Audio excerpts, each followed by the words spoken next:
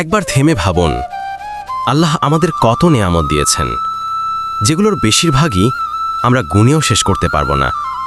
যে বাতাসে আপনি শ্বাস নিচ্ছেন, যে পানি দিয়ে তৃষ্ণা মেটান, যে চোখ দিয়ে পৃথিবী দেখেন, সবই তো একমাত্র আল্লাহর দান।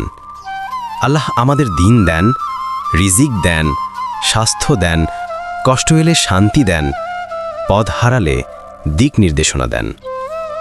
কিন্তু আমরা একটি ভুল হলে আল্লাহকে দোষ দেই, একটি দোয়া দেরিতে কবুল হলে অভিযোগ করি।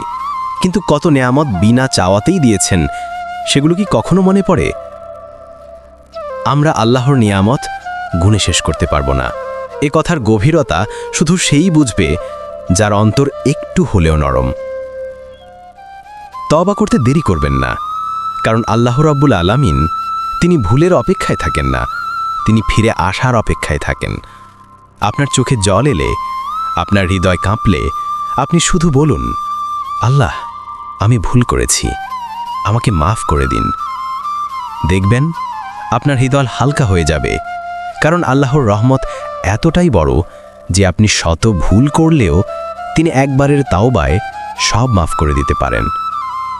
আলহামদুলিল্লাহ বলুন, যতবার পারেন বলুন, কারণ কৃতজ্ঞতার চেয়ে সুন্দর ইবাদত খুবই কমই আছে।